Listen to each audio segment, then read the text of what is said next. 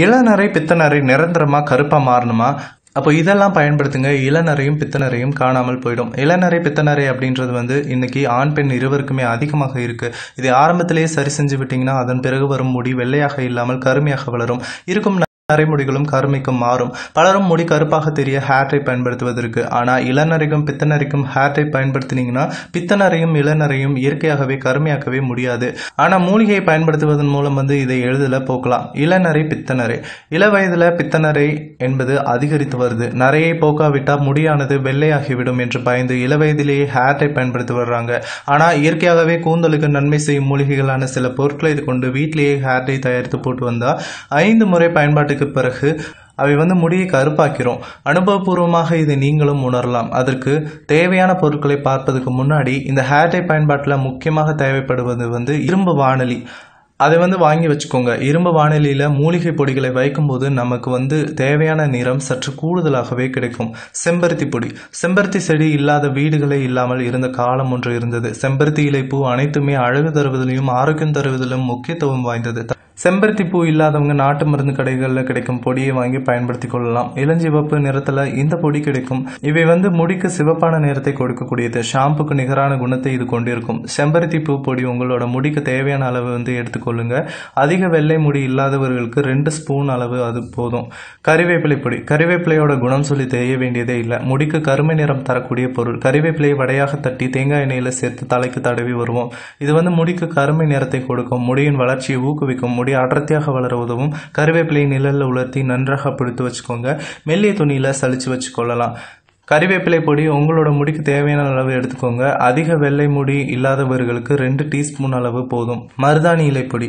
இயற்கை hair dye அப்படின்னாலே henna என்று அழைக்கப்படும் மருதாணி இலை தான். இது இல்லாம கூந்தலுக்கு நிறம் கொடுக்கவே முடியாது. ஆனா வேறு கெமிக்கல் இல்லாமல் இவற்றை மட்டும் பயன்படுத்துவது குறைவு என்பதனால நாமே இயற்கையாக வேறு மூலிகைகளுடன் கலந்து பயன்படுத்துறோம். இவை நாட்டு மருந்து கடைகளில் எளிதாக கிடைக்குது. மருதாணி முடிக்கு ஆரஞ்சு அல்லது பிரவுன் நிறத்தை இயற்கையாக கொடுக்கும். கூந்தல் வளர இது உதவும். மூலிகை எண்ணெய் அனைத்திலுமே மருதாணி இலையும் சேர்க்கப்படுது. இந்த மருதாணி பொடியும் இளநரை பித்தநரை போன்றவற்றை போக்கி நரையின் தோற்றத்தை மறைத்து காட்டும். மருதாணி இலை பொடி மற்ற பொடிகளின் அளவிலேயே சேர்த்து கலக்கணும். உங்களோட தலைமுடிக்கு ஏற்ப அனைத்து பொடிகளுமே ஒரு 2 அல்லது 1 டீஸ்பூன் அளவாகவே இருக்கும். அவுரி பொடி. வெள்ளை முடி இருக்கிறவங்க அவுரி பொடியை வழக்கமாக பயன்படுத்தலாம். இண்டிகோ பவுடர் என்று அழைக்கப்படும் அவுரி பொடி முடிக்கு நல்ல கருமையை தரும். அவுரி பொடி நாட்டு மருந்து கடைகளில் கிடைக்கும். ஸோ இந்த வீடியோவில் சொல்ற எல்லா பொடிகள்லையுமே கறிவேப்பிலை பொடி தவிர மற்ற எல்லா பொடியுமே நாட்டு மருந்து கடையில் கிடைக்கும். இது தலைமுடிக்கு நீல நிறத்தை கொடுக்கும். அப்படின்றதுனால இதை பயன்படுத்திய உடனேயே முடியின் வெள்ளை நிறம் மறைய தொடங்கும். இதை இயற்கை சாயம் அப்படின்னு கூட சொல்லலாம். மற்ற பொடிகளோடு இதையும் சமமாக கலந்து கொள்ளுங்க. கடுக்காய் பொடி. சீயக்காயில் அந்த காலத்தில் இந்த கடுக்காய் சேர்க்காமல் அரைக்க மாட்டாங்க. இவை முடிக்கு நிறம், அடர்த்தி, வலிமை போன்றவற்றை கொடுக்கும். முடியில அழுக்கு சேராமல் பெயின் பொடுகு வராமல் பாதுகாக்கவும் உதவும். இந்த கடுக்காய் பொடி எல்லா நாட்டு மருந்து கடைகள்லையுமே கிடைக்கும். இதே போன்று நெல்லி பவுடரையும் வாங்கி கொள்ளுங்க. நெல்லி இளநரைக்கு இயற்கையாகவே தீர்வு தரக்கூடியது. நெல்லிக்காயை கொட்டையை நீக்கி துண்டுகளாக்கி நிழல்ல உலர்த்தி பொடித்து வச்சுக்கோங்க. இந்த மாதிரியான அழகு குறிப்பிலும் நீங்க பயன்படுத்தலாம். இந்த 2யுமே பொடிகள் பயன்படுத்துவதற்கு ஏற்ப இதை அதே அளவில் எடுத்துக்கொள்ளுங்க. இப்போ சொன்ன அனைத்து பொருட்களுமே கூந்தலுக்கு நல்ல நிறத்தை தரக்கூடியது. இதை தலைக்கு பயன்படுத்துவதற்கு 8 மணி நேரத்துக்கு முன்பு எல்லா பொடிகளையுமே இரும்பு வானிலையில் கொட்டி கலந்து தரமான டீ டிகாஷன் சேர்த்து கலந்து கொள்ளுங்க. பிறகு வெள்ளை முடி இருக்கும் இடங்களில் மட்டும் பேக் போடுங்க. மற்ற இடங்களில் தடவ வேண்டாம். கூந்தல் முழுக்க பேக் போட்டால் முடியின் மிருது தன்மை குறைஞ்சிரும். நம்ம இளநரை பித்தநரை போக்கு தான் இதை நம்ம பயன்படுத்துகிறோம். அப்படின்றதுனால நரை இருக்கும் இடத்துல மட்டும் போடணும். பேக் போட்டு 1 மணி நேரம் வரை ஊற விடலாம். சைனஸ், உடல் கொழுமை பிரச்சனை இருக்கிறவங்க 30 நிமிடங்கள் வரை தலையில் ஊற விடுவது நல்லது.